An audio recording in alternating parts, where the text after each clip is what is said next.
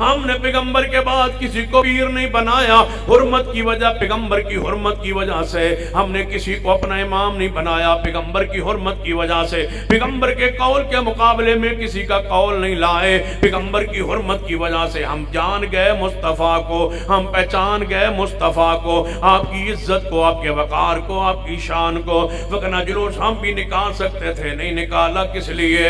اس لیے کہ صحابہ کرام نے، مصطفیٰ نے ایسا نہیں کیا، وہ کام نہیں کیا۔ ہم نے جعلی داڑھی لگا سکتے تھے، نہیں لگائی، مصنوعی داڑیاں لگا سکتے تھے، نہیں لگائی، کوئی جناب پیغمبر کے روضہ پاک جناب شبی بنا سکتے تھے، نہیں بنائی، نالین پاک کی شبی بنا سکتے تھے، نہیں بنائی۔ کیوں؟ حضور علیہ السلام کا جوتا مبارک آج دنیا میں کہیں بھی موجود نہیں ہے۔ انس بن مالک کے پاس پیغمبر کا جوتا ہوا کرتا تھا، ان کے بعد کسی کے پاس منتقل نہیں ہوا۔ تم نے یہ فوٹو کہاں سے لی ہے؟ نالین پاک کا، جہاں اصل ہے اس کی نقل تم نے لی ہے، جہاں اصل ہے اس کا پتہ بتاؤ کہاں ہے؟ پیغمبر کا اصل جوتا مبارک نالین پاک، جس کا فوٹو تم نے لیا ہے، تم نے خیالی فوٹو لیا ہے۔ من کذب علی متعمدا فلیتبوا مقعدہ من النار، پیغمبر فرما گئے جو میرے ذات کے بارے سے جھوٹ بولتا ہے وہ اپنا ٹھکانہ جہنم بنا لے۔ میں دعویٰ کرنے لگا ہوں اپنے شیخ الحدیث مولانا جناب شفقت محمود صاحب کی موجودگی میں دعویٰ کرنے لگا ہوں، حضرت شیخ قاری سیف اللہ عامر صاحب کی موجودگی میں دعویٰ کرنے لگا ہوں، پیغمبر کے نالین پاک اس وقت دنیا کے اندر کسی ملک میں، کسی میوزیم میں موجود نہیں ہے۔ یہ جو خاکہ بنایا گیا، یہ تصور جو بنایا گیا ہے، یہ اپنی مرضی سے بنایا گیا ہے، اصل دنیا میں کہیں بھی موجود نہیں جس کی نقل یہ لی گئی ہو، جس کا یہ فوٹو بنایا گیا ہو۔ پیغمبر کا منبر جو مدینہ طیبہ میں تھا، جس پہ پیغمبر خطبہ دیتے تھے، 654 ہجری کے اندر آگ نے اس کو اپنے لپیٹ میں لے لیا، وہ منبر دنیا سے اٹھا لیا گیا۔ پیغمبر علیہ السلام جس کھجور کے خشک تنے پہ ٹیک لگا کے خطبہ دیا کرتے تھے، اس تبرک کو زمین کے اندر دفن کر دیا گیا۔ بخاری میں حدیث موجود ہے، پیغمبر کی جو چرپائی تھی وہ سیدنا یحییٰ بن معین رحمت اللہ علیہ کے گھر میں موجود رہی، ان کا جنازہ اس میت چرپائی پہ اٹھایا گیا۔ اس کے بعد پیغمبر کی چرپائی پھر دنیا میں موجود کسی کے پاس نہیں رہی۔ کوئی ہے تو حوالہ لائیے، کوئی ہے تو سند لائیے، نہیں ہے تو پیغمبر کی حرمت کا پیغام دینا چاہتا ہوں، پیغمبر کی عزت کا پیغام دینا چاہتا ہوں، پیغمبر کی شان کا پیغام دینا چاہتا ہوں۔ پیغمبر کے بال مبارک سیدنا امیر معاویہ کے پاس تھے، جو ان کے ساتھ قبر میں دفن کر دیے گئے ان کی وصیت کے مطابق۔ پیغمبر کی لاٹھی جو تھی مبارک، عصا مبارک جو تھا، وہ عبداللہ بن انیس کو پیغمبر دے گئے تھے، ان کے ساتھ قبر میں دفن ہو گیا۔ صحیح سند سے یہ حدیث سے ثابت ہے، لہذا وہ انہی کے ساتھ دفن ہو گیا۔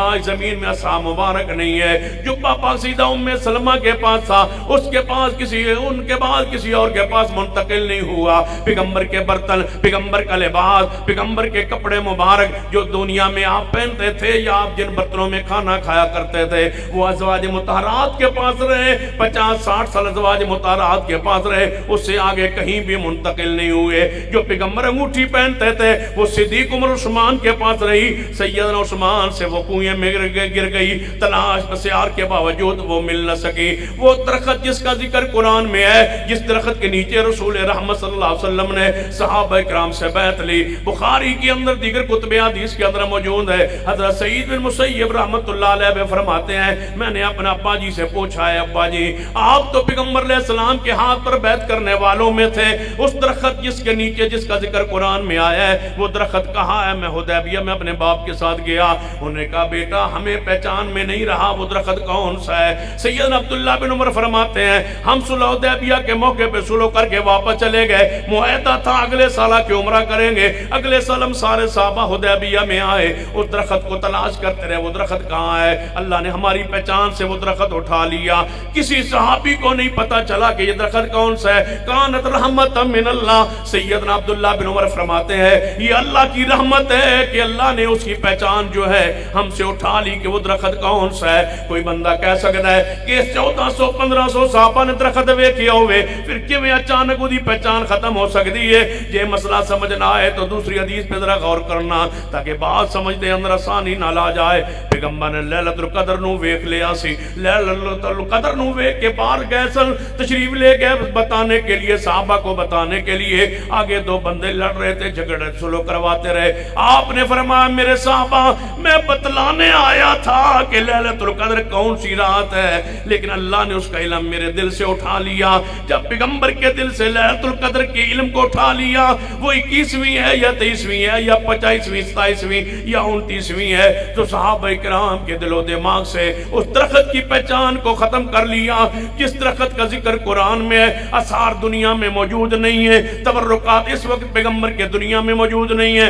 لعاب صحابہ کرام نے ملا, چہرے پہ پانی صحابہ کرام نے ملا, یہ لعاب صحابہ کرام تک خاص رہا, یہ تبرکات صحابہ کرام تک خاص رہے, اس کے بعد کسی کے پاس نہیں ہے. ہم کیوں نہیں یہ بناتے, مصنوعی کیوں نہیں بناتے, اپنی طرف سے کیوں نہیں بناتے کہ حرمت کا مسئلہ ہے, عزت کا مسئلہ ہے, پیغمبر کی شان کا مسئلہ ہے, غلط چیز پیغمبر کی طرح منسوب نہیں کرتے, اصلی چیز ہو تو اس کو ماتھے پر اپنے سر پر رکھتے ہیں. سن لو میرا اور میری جماعت کا عقیدہ, آج پیغمبر کے نالین پاک, وہ جوتا پاک زمین میں ہو جائے جو پیغمبر نے خود پہنا ہو اور صحیح سند سے ثابت ہو جائے, ہر اہل حدیث پیغمبر کے جوتے کو اپنے سر پہ رکھنے کے لیے تیار ہے, لیکن ہو پیغمبر کا. اگر پیغمبر کا نہیں ہے تو پھر سن لو کہ ہم مجبور ہیں یہ اعلان کرتے ہوئے وَتُعَزِّرُوهُ وَتُوَقِّرُوهُ وَتُسَبِّحُوهُ بُكْرَةً وَأَصِيلًا. پیغمبر کی عزت, ادب, احترام ایمان کا تقاضا ہے.